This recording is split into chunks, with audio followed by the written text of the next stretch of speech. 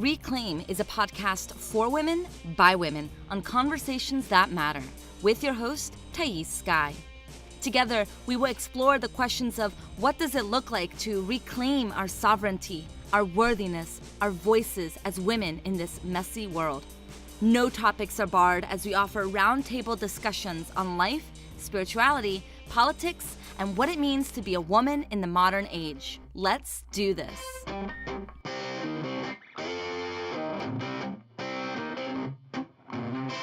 Hello, human beings. Thais Sky here. Welcome to Reclaim, the podcast where we have conversations that matter.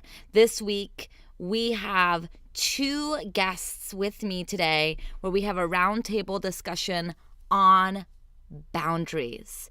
According to Wikipedia, boundaries, at least when we're talking about personal boundaries, are guidelines, rules, or limits that a person creates to identify reasonable, safe, and permissible ways for other people to behave towards them and how they will respond when someone passes those limits. Boundaries is critical. It's critical in our relationships. It's critical in the workplace. It is critical that we define what is acceptable for other people, for how we want them to treat us, and for how we treat ourselves. And yet, it's so fucking hard to do, isn't it? It is so hard to set boundaries. People push boundaries all the time, and then we feel inadequate and unworthy. We feel like we don't know how to respect ourselves and how to respect other people. It becomes a whole shebang-a-bang. So in this conversation with Randi and Marybeth, we're going to explore boundaries. We're going to explore how to cultivate boundaries as kind people, as a form of kindness to ourselves and to others. We're going to explore what prevents us from establishing clear boundaries, and on and on and on. So let me introduce these two incredible guests for you today. First up, we have Randi Buckley. Randi is a coach, author, and mentor whose work is to help women find their truth and be at peace with it. She's the creator of Healthy Boundaries for Kind People, Maybe Baby, and the Viking Woman Workshop. She is mama to Raven and in her free time untangles whales from fishing gear in the Monterey Bay. I met Randi online, and she is just one of those women that have such a grounded presence. She's deeply respected in her community for being a coach. She's been a coach for many, many, many years. I have deep respect for her and her work, and I know that you're going to find her wisdom so tremendous. And then we have Marybeth Bonfiglio. Marybeth is a writer, midwife, and creative human who believes that creative expression and connection to mystery can help us connect deeply with ourselves and others. She doesn't believe in rules around creation, and her joy and purpose is in holding space for others to express themselves, to practice liberation, and connect to the earth and community. She has spent the last decade diving deeply into ancestral work, storytelling, cultural reclaiming, and honoring the history before immigration, assimilation, and organized religion. She is currently writing a book called Blood and Belonging, which is inspired by her magical and deeply complex Sicilian ancestry, her pilgrimage to ancestral land, and the connection between spirit, food, earth, community, and the trade-in of culture, ritual, connection, relations to land, and our children for whiteness, capitalism, and the American dream. She also guides women in mystery work using the journey of the tarot and the embodiment ancient wisdoms, including plant medicine, movement, nature reading, and quantum midwifery. Her greatest teachings comes through in her modern mystery school, where she teaches women how to explore and practice ancient wisdom that is available to all of us. So what I love about Marybeth is her wisdom around the tarot. I had a tarot reading done by Marybeth, and the ability that she has to help you interpret the cards while she's interpreting the cards creates this co-creative experience of just amazingness. She helped me during a very low point earlier this year, and I'm so grateful for Marybeth's wisdom and so grateful to have these two women be on this podcast where we get to explore boundaries. So as you're listening, I invite you to think about what boundaries look like in your life. What are your hardships around cultivating boundaries? Where do you find yourself having a tough time developing boundaries? And what can you do and implement into your life to help you cultivate deeper boundaries with those in your life? Let's get into the interview now.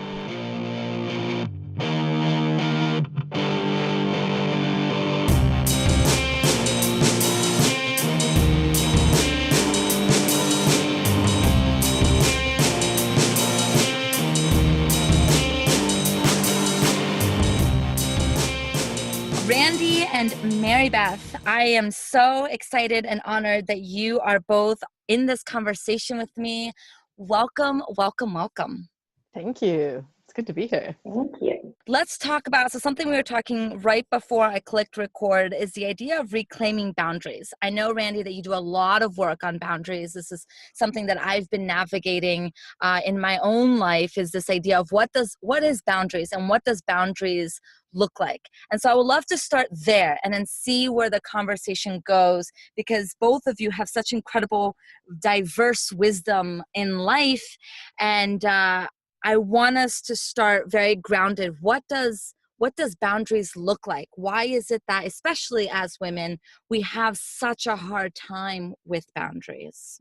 I think boundaries has to be defined by the individual for it to really be something palatable and something you want to do, because so often it's defined as something that a lot of women in particular, and I think this is one of the reasons why women often are challenged by this, something they don't want to have because it sounds gross, or you've seen it done in a way that's gross. But for me, boundaries are values in action. They give my life both an infrastructure for what I want it to be, but then also create a container for for all the things I want to put in my life. So it's really built around those boundaries. That's my quick version of the definition. I love it. Marybeth, what are your thoughts on boundaries? Well, I remember the first time ever really catching a glimpse of Randi. It was probably a few years ago at this point, and I remember seeing her boundaries for kind people program or course, and I was like, oh, boundaries can be for kind people? Like, I had this, it was so sad. I was 48 years old, and I had not actually had this understanding, because we have such a skewed idea of what boundaries are. And for me, boundaries were like, that's closing myself off, or I want to be there for people and I want to be of service. And when she introduced that concept for kind people, and I was able to relate to that archetype, I was like, oh my God, I have so much work to do starting right now around keeping my space and still being of service in the world. Thank you, Randi, for that. Thank you for embracing it. That was a very big moment for me. It. Oh, good. But I think that's the thing. There's this idea that you can't be, or we also conflate nice and kindness, but there's this idea that you won't be kind if you have boundaries. And I really think it's because of boundaries we can be more kind, because we know what, we know, and then people also believe it, because they really engender trust as well. Talk more about that. What does that mean, gender trust? So it engender trust by, if I don't offer you something I don't mean, because I'm very, I honor my boundaries. That if I'm offering something, that it's sincere. It's not a trick. It's not manipulation. It's not because I really don't want to do it, but I'm doing it anyway. You can trust that that's real and it's true. And being able to accept something that's offered from that place is really powerful. And I think that's often why we hear how we're not good at receiving.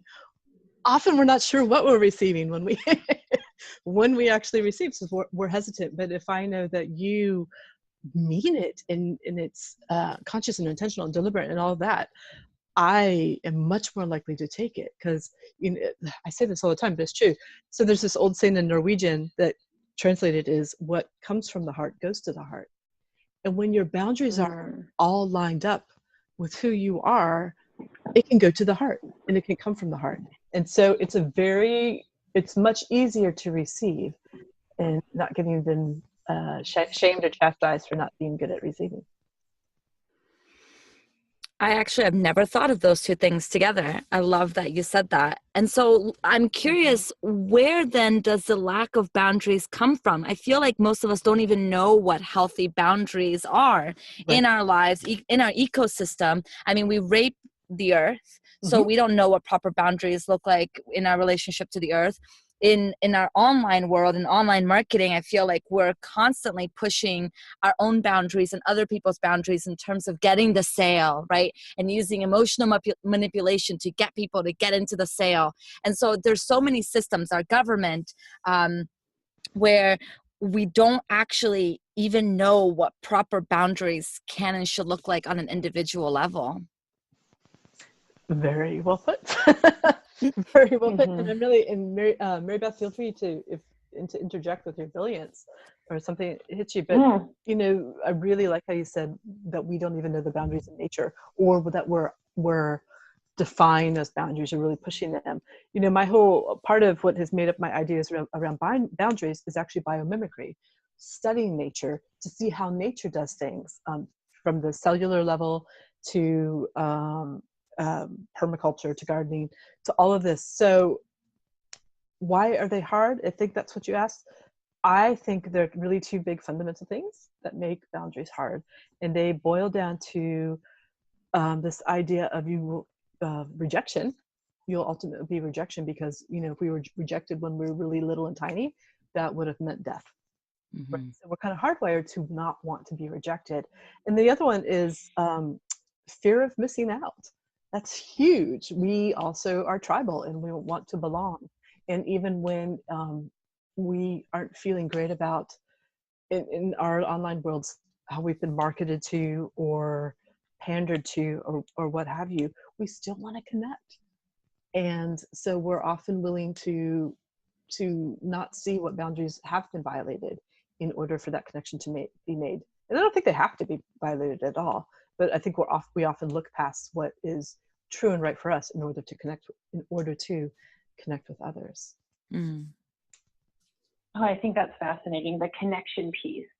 Yeah, I'm just listening so intently, Randi, to you, and the biomimicry stuff as well, because that is really, you know, in the language of the earth is also so different from our language. So it ends up becoming, you know, I think probably personal interpretation of what that means. But I, if you don't mind asking, like, love to hear some examples. Like, what in nature have you seen that is like an example of like healthy boundary systems that we can learn from? Sure. Can I put you on the spot and ask you that? Because I'm so curious. Do it. Ask me about things I'm passionate about. Yeah. Biomimicry. I'm like, oh, I'm just like turned on by the word biomimicry. I know, that is such a good word. So biomimicry so I kind of started studying. So there are really two ways I got boundaries. One was my parents, particularly my dad, and then which he was a Navy SEAL, and then biomimicry. And biomimicry now is an official term, and it's really where people go in and they study nature in terms of architectural design or medicine, and really looking at how I've always believed my whole life that the pattern for everything we need to know is already there. It's out there in nature, and it's for us to not necessarily discover it, but to actually, oh, look out the door, let's go outside in the woods. It's there. So nature, so I'm using biomimicry, I'm borrowing the term, but the concept has been there for a long time, but it works really, really well, that we try to look at how nature does things. So one of the ways nature might do that is really on a cellular level. If you look at cells, we have a membrane, right? It keeps things out of the cell, and it also keeps a healthy ecosystem within. And for me, boundaries are really about keeping things in, cultivating that interior landscape or your life on a larger level. And so there are cells that are one of my favorite examples I use when I'm teaching healthy boundaries for kind people in the course is our animals. You know, we will get in, we'll go to a place feel right for us. I'll just use that classic in a parking lot or an elevator. We might get in because we don't want to offend the other people. We don't, you know, all of our red flags are going off and it just doesn't feel safe, but we'll still do it because we don't want to offend somebody. Whereas, I live in California, we have mountain lions. Mountain lion doesn't care about offending you or not. Don't get in her way. You know, she's not going to be, you know, when it comes to her children or herself, she's not going to be all, oh, sorry, people, or rabbits aren't going to be like, sorry, mountain lion, don't want to offend you. They're just going to do what they need to do to survive. So that's a really big level, but we see that over and over in different aspects of nature, in different processes all over, from trees to, you know, permaculture, the whole, that design is really, really big on boundaries too. what we need to thrive needs to have a container and protection, whether that's tree bark in different in the different layers within. Yeah, I could go on for another. That's beautiful.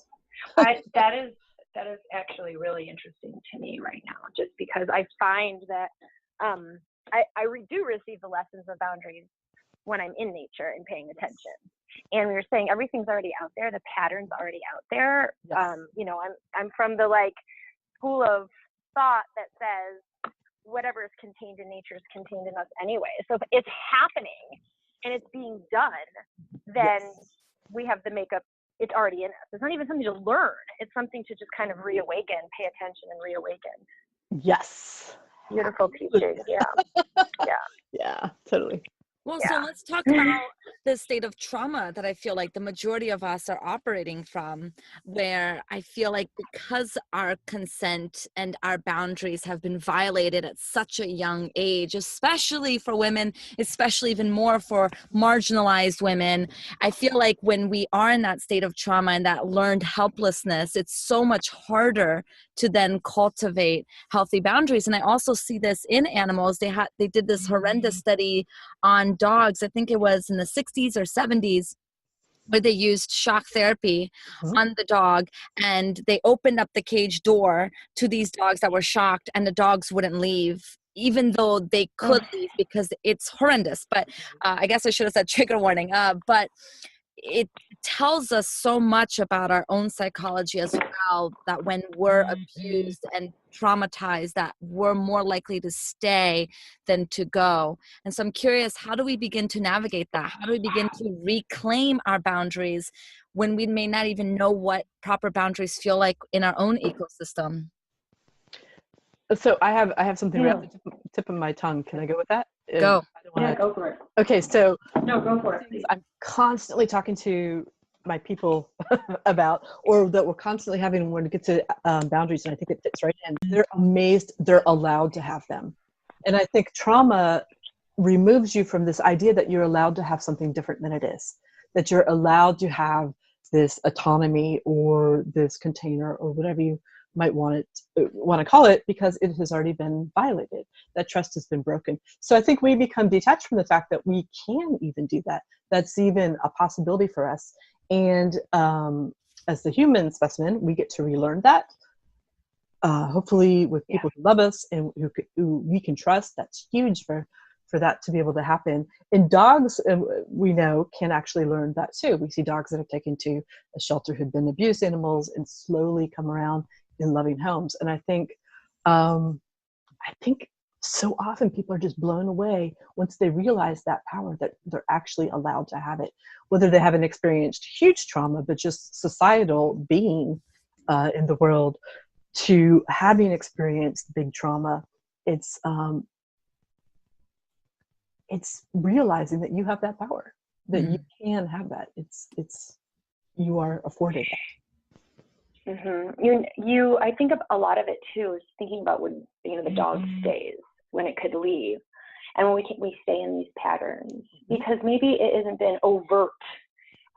Even the trauma is big, but the overt action around it, you might not even know, like, what is it? What is it that makes me stay? Or what is it that makes me keep reliving these patterns? And I think of intergenerational trauma, where you are carrying and passing on through genetics or epigenetics, really, and relearning, for my family and their culture, there is zero physical boundaries. Like, you had to let the old people hug you and squeeze you. You're constantly getting squeezed, pinched, kissed. Do you know? And it was like a quote unquote good thing, unless you were somebody who didn't want to be touched.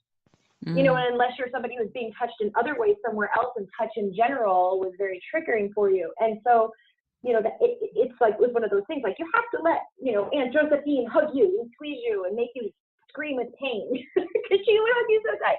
And I just think of it that way in my physical boundaries, and having to relearn that, like, some of this stuff wasn't even, a target trauma. It's something that it's like a heavy weight that we're carrying, whether we can't even really necessarily define it as like good or bad. It's just that, like, sometimes it's just living within us. that is needing to have some body awareness, or being able to embody the change of reconfiguring the cell memory. Because psychologically, I can't actually even wrap my mind around it. Like, I think that there's more work than mental. It almost becomes something that we have to kind of learn to live in the body. And I don't know what that looks like, because I don't do trauma work with people at all. So, but I've seen it happen, and I've felt it in myself as well. So, and something that in that learning process, that you've talked about, Marybeth, is you're navigating right now some contentious waters around marketing and sales and how it aligns in our capitalistic system, and some of the lack of boundaries there. And I would love for you to share a little bit about what's been coming up for you there. I feel there's zero boundaries around the capitalist system, and there's zero ways to consciously, I think, sell to people. My process even today, just thinking about this a lot, thinking about the work, I know, Randi is reclaiming writer, and I don't necessarily know what I'm reclaiming, but I do know it really needs some conscious boundaries around it. And I find that I'm not even really triggered by what's being sold to me, because I don't really purchase or buy anything necessarily in general. So, but I feel the need to survive, like financially survive, and what some of those boundaries are around your art and your work, and how you're kind of forced to sort of sell. And I don't want to say sell yourself out, but have to put like this price tag and this packaging around things. And yes, you want what you want to offer into the world to be held or seen or of service to people. But I think once there is this sense of hierarchical capitalistic venture within it, we like cross those boundaries somehow. And maybe it's just a personal thing, but I don't know. I don't have any answers. I feel it very intensely right now. And I feel like in reclaiming and reclamation, it's how do you reclaim yourself and your art without feeling this struggle to survive or thrive, or to quote unquote, earn your keep, earn your living. Like that we have to do something to prove that we are allowed to live. I guess that concept doesn't even make sense to me, right? And talking about it with people, the earning a living. You have to earn your right to like live. Mm-hmm. That just blows my mind a little bit, because I don't find that to be truthful or necessary. And yeah, so I'm just kind of exploring this, especially because I am, probably for the first time in a long time, I'm needing to really dive into making money. And not for the first time in my life, but first time in a while. I took like a 4-month break off of work to write.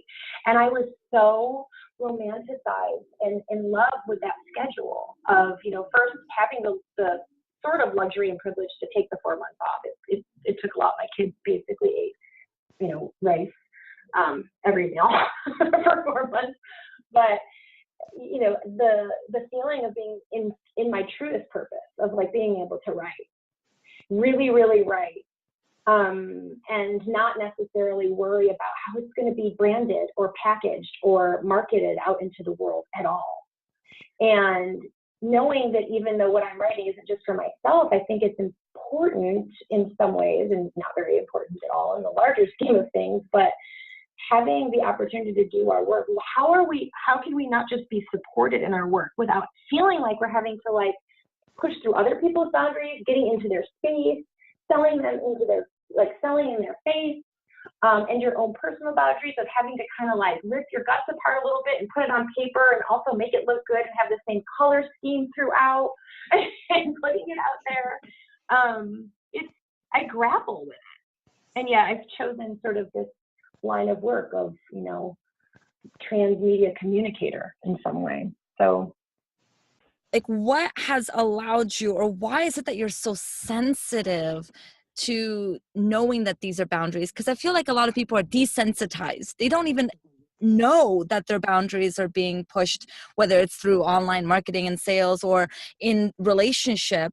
And then you meet someone like you, Randi, like you, Marybeth, that are saying, well, actually, this is crossing boundaries, or this is not okay. How do we begin to all start to unravel and unlearn and become sensitive to our own boundaries?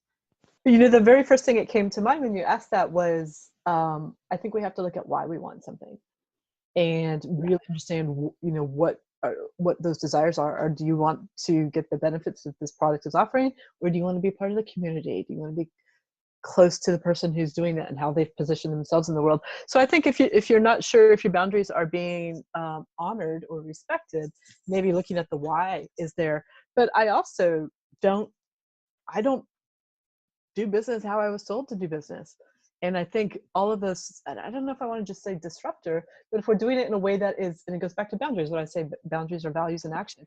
If we do it in a way that's in alignment with who we are and who we want to be in the world, it puts it out that way of who we are and who we want to be in the world, as opposed to this, what I call the math and authenticity. The mask, excuse me, not the math, I'm not going to do math here, but the mask of authenticity of thinking, oh, this is who I am, look how authentic I am, where it's just being real and being you.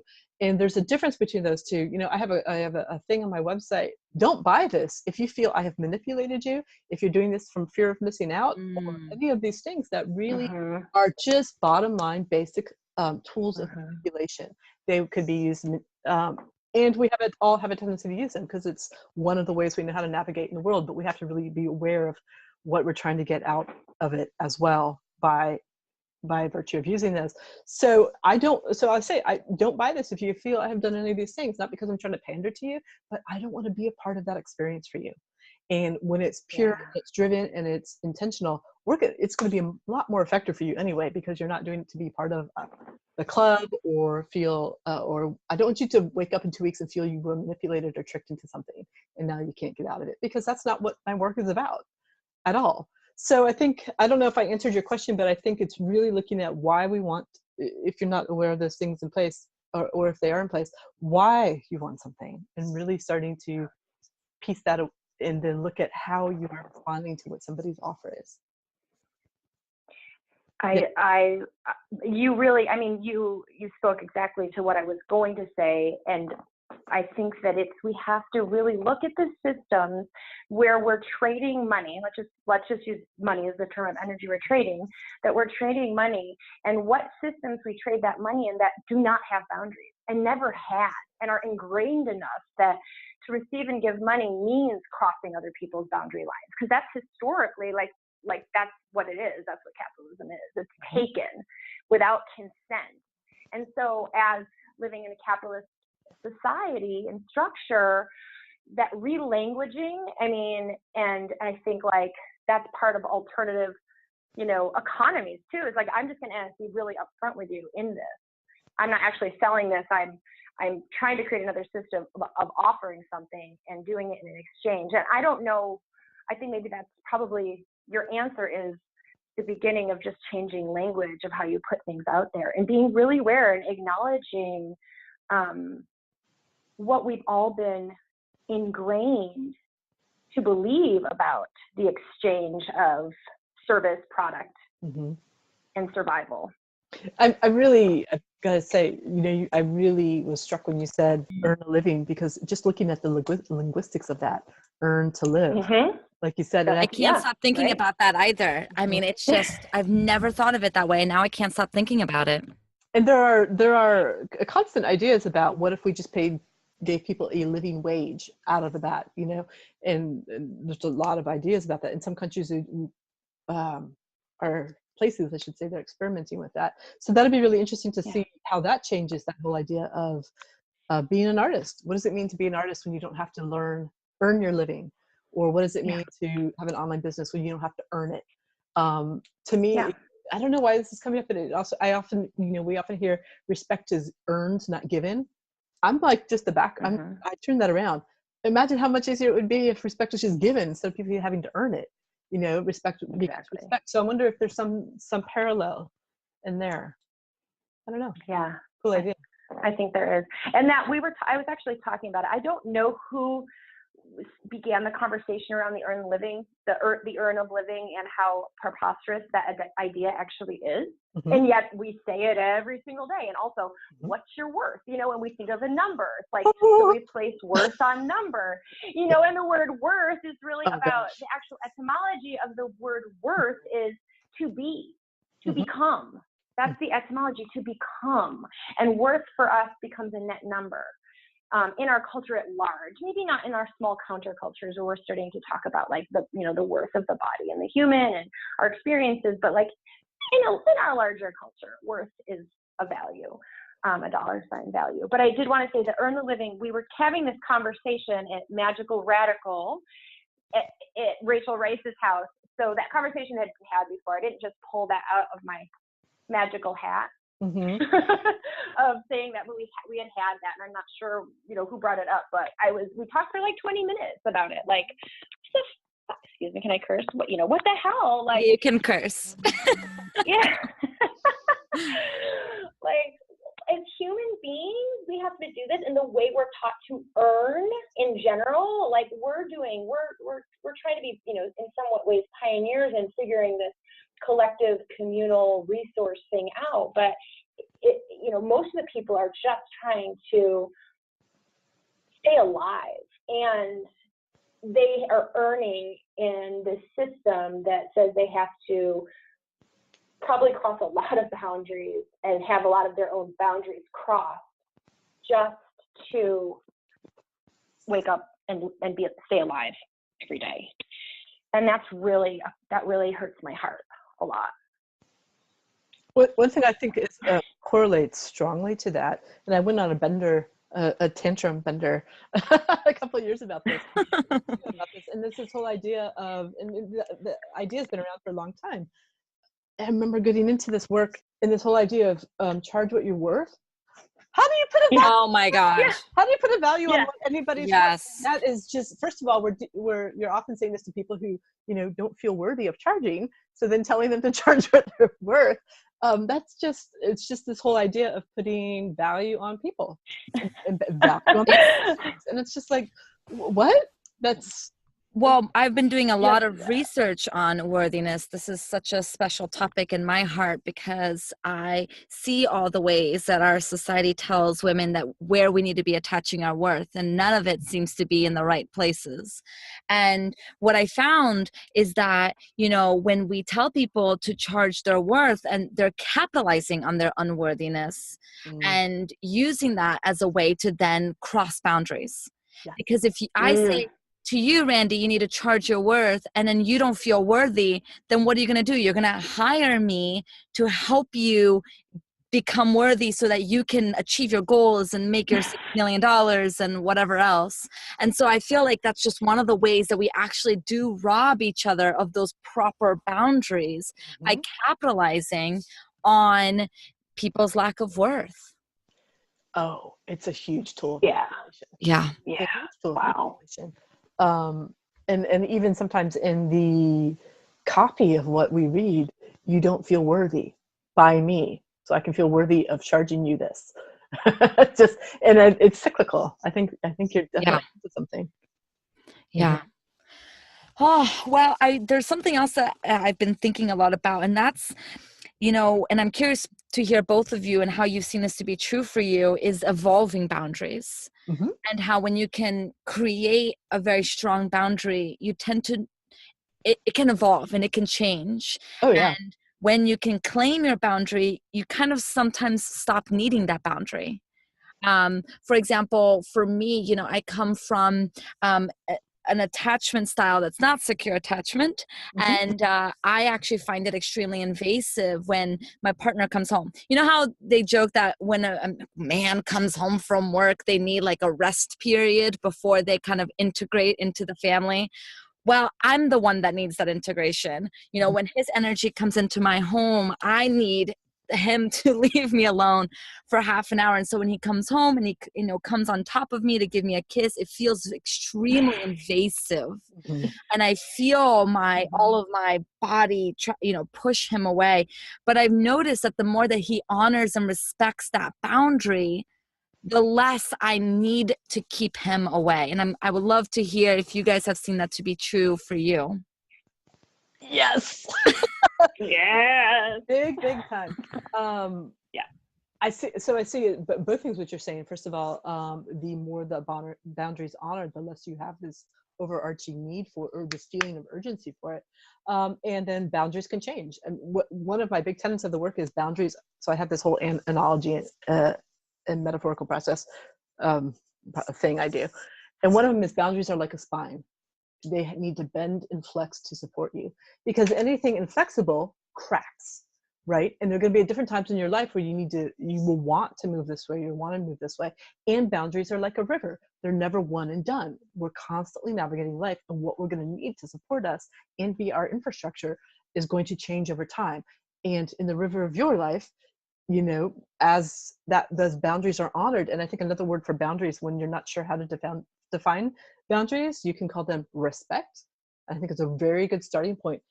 As that respect often is then given, you have less of a need to, you're satiated a little bit more by it. You don't have to go out because you're craving it and say, hey, you've got to do it this way. It's much more of a meeting in the middle.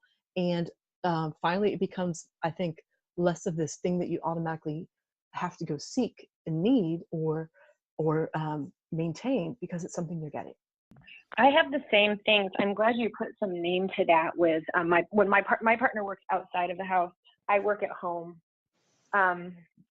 And when he enters a space, sometimes I'm still in work process too, right? Mm-hmm. And he's going to be like, and I'm just like, oh, and then I feel so mean, like, oh God, just like, and he's just been working his ass off all day, and he's just so excited to be home. And I'm like, I'm still working. And I think that one of the things with personal boundaries is really connection. And so I've been with my partner for a pretty long time. So we've learned this is when we connect with each other or pay attention to each other's cycles and rhythms, it really does become energy work. You feel the energy. We would give off energy when we don't want people near us. And if they're actually connecting with us and paying attention, and we're all paying attention to each other in devoted ways, we can start to feel those evolving boundaries. My boundaries change all month long. Let me tell you, sometimes parts of the month, like everybody needs to keep a 10-foot distance really around me. I don't want to be touched. And and I notice with my children too, sometimes they're just really cuddly certain times of the month. And sometimes they don't want to be touched. And the evolving boundaries of being a parent. All of those. We used to be so up close, right? With our kids, we're like really up close. And as they age, it's just we start to move a little bit apart and having to start creating and new boundaries for each other. And sometimes we need to pull in a little bit more. And it's a beautiful dance in interpersonal relationships. And I guess I'm sure, Randi, you've got lots to even say and talk and teach about this, is creating those interpersonal dance of boundaries into the larger world, even into the world and our connection with nature and the earth. How does that look? Well, I think you did a lot of justice to that question. Yeah. That was put forward. I think that was really, really nice. But just to kind of pick up where you left that is, I feel, so I use this, I don't mean to be referring to all my work so much, but I get visuals of it. And one of the things I do is boundaries are like a garden. This whole idea of concentric kindness. So the boundaries are like layers of our garden, a very intentional, curated garden. And they have different layers, which essentially you can look at as like concentric circles. The idea then, in my philosophy, is once we get all those concentric circles aligned, and there are ways to do that, and we get each one hopping and serving us well, which takes constant weeding of the garden and constant nurturing of the soil. The idea is that it's so abundant, then it's like if you think of a drop in the water and it makes the ripple, those concentric circles, that kindness or whatever those values are that you're cultivating through your boundaries, then ripple out into the world. And the world becomes the recipient of that which you have created in your life. So it's really a way of starting within, and then it's like if the well were to overflow, then it can go out into the world, whatever those energies or intentions are. But they're constantly, and I'll go back to cells and amoebas. They're constantly changing shape and what we need all the time. And just trying to get mm-hmm. And it reminds me of the old like hermetic alchemical slogan also applied to tarot, is as within, without. Like it's like one of the most basic tenets of understanding the universe and humans involved in it. You know, as within, without, as above, below. I just love Marybeth, when you're talking about that energy dance. I've never really considered it that way before, but now I can sense how that's true in my relationship, how we can sense when the other partner or the other person doesn't really want to be close. And then when we violate that energy, it actually can feel very hurtful to the partner. And that's, then the importance of that communication and of saying, you know what, this is my boundary right now. Can you respect that? And I'm curious for both of you, and we'll start with you, Marybeth. How do you communicate that? How do you say that in kindness, in kindness to yourself by saying something, and also in kindness to that person who may not know that they're doing anything wrong, may not know that they're violating your space? I think it's just it's basic as, I need space, and then there's and then there are the hurt feelings, and then I mean it's just such work in progress and process, right? How do you my husband is still hurt feelings by me, and I hurt his feelings. We also both have Scorpio moons, so that's like the worst in hurt feeling each other, and energetic the energetic boundaries, just the energetic boundaries where we don't even have to touch or speak, and we cross over each other's boundaries energetically speaking. As a couple, if I'm looking at it in that way, and I think for like at least the family, and it starts in that maybe relationship, if you're in a partnership, and if you do have kids, it kind of, again, as Randi said, it ripples out, and then it ripples out to community. So I think it's important work to start like in the bedroom or in the nucleus of your life somehow, in those close relationships, to just be able to talk about it and practice the paying attention. Like I will sit down and say, this is how I'm feeling right now. This is sort of, what's been going on in my world. I need some just real breathing room. I need freedom. That's a lot of my conversation is about the freedom. Like I need the freedom, and that's not feeling trapped in anything. It's that I need movement. I need to be able to feel free to move. And I think that, my husband and I'm getting it personally. My husband and I do a lot of like physical movement work. He's really into Taoism and in Taoist tantric work, where we really work on our boundaries by being super close to each other and being connected in the body form, and still practicing what it means to have these energetic boundaries with each other. What are your thoughts, Randi? I think basically letting people know what our needs is akin to giving them an instruction manual to get us at our best. So boundaries are those instruction manuals, and communicating that. So it's kind, you said how you do that in a way that's kind. It's kind to let somebody know how to get the best version of you. I need a break right now so that I can be great later, or whatever that might be. And so I think it is kind to let somebody know that for both of you. The kindness, it has to be on both sides for it to be an equation that works. And then the how is, I often to look at, there are two things I suggest: looking at what value you want to honor, and or what's missing that you want to bring more of in to the situation. And whatever that is, turn that into a verb, and that's how you do it. So if you want more, if you feel like I really want to honor love, or I want to bring in more compassion, whatever that is, you then do that very lovingly or with much compassion, is how you then communicate that. So I think it's really cool to be able to see, what do I want to honor, take that value, turn it into a verb, and that becomes your way. So it becomes, what you need becomes instructional. That's really beautiful. And God, that's so good. Yeah. As a final thought, I would love to wrap up with some thoughts on how can we develop clear, stronger boundaries in the system that we live in. You know, capitalism is not going to go away tomorrow, and neither is, and we want to make money. We want to make money doing what we love so that we can feed our children, so we can take care of our ecosystem, so that we can do great work in the world. So what does that look like? What is it that developing boundary look like in that larger conversation? You know, the first thing that comes for me is to only do what works, what it feels right and true for you. That you don't have to, I mean, short of, what is it, death and taxes, you don't have to do all these things just because it's the way it's supposed to be done. And I think as soon as we start doing what is right for us and letting go of the parts that feel gross or you don't want to be a part of, you just change the system. And I'll go back to biomimicry on a cellular level, but it's each cell that changes. The larger host of the body. Yeah. So do what's right for you. And you know, if you don't feel like manipulation or urgency marketing or whatever is your thing, don't do it. I think, I mean, Randi said it really well, is I think you have to, you kind of really have to show up if you're really committed to it, right?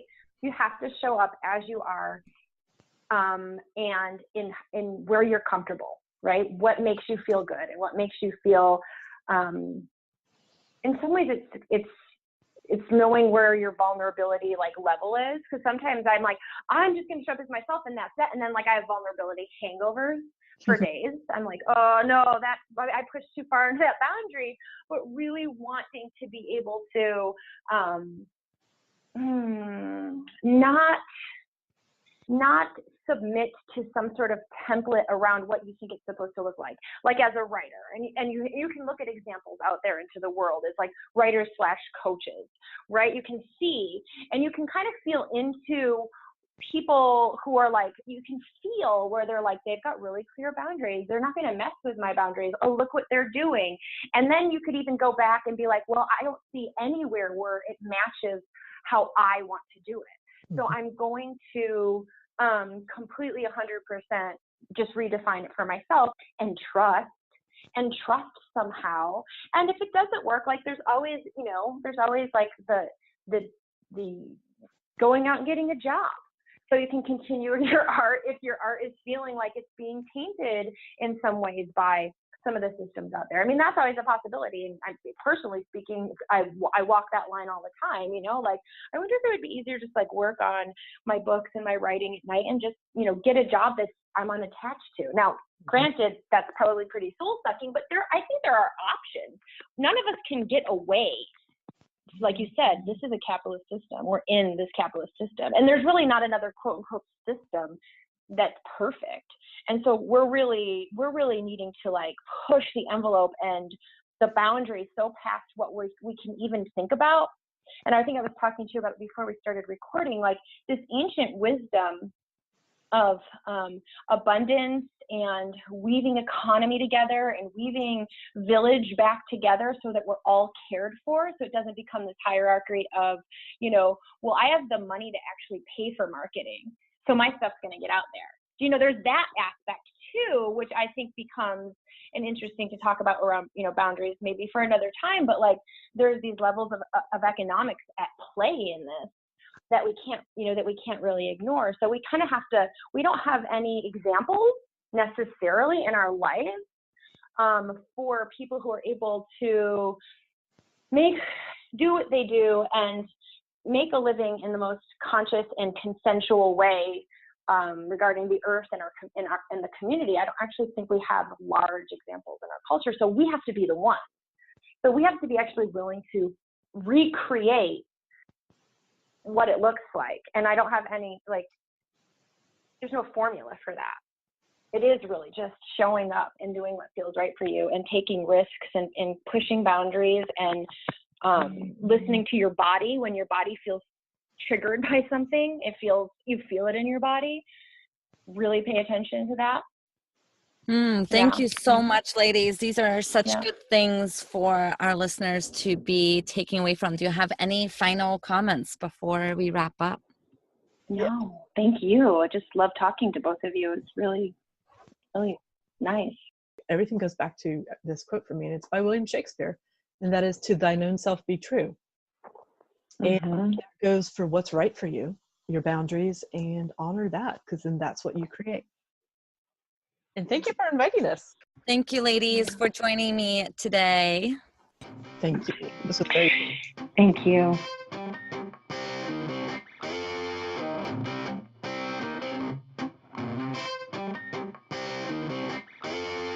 Marybeth, Randi, and I had a lot of thoughts on boundaries, consent, and earning your worth. And now we want to hear yours. Come hang out with us on Instagram and Facebook. You can find Randi on Facebook at Randi Buckley Coaching or on Instagram at randi.buckley. And you can find Marybeth both on Facebook and Instagram at Marybeth Bonfiglio. And if you want to check out more of Randi's work, including her work on kind boundaries, you can find her at www.randibuckley.com. You can learn more about Marybeth's work, including her beautiful tarot readings, at www.marybethbonfiglio.com. And as always, you can learn more about me and my work at www.thaissky.com. See you next week.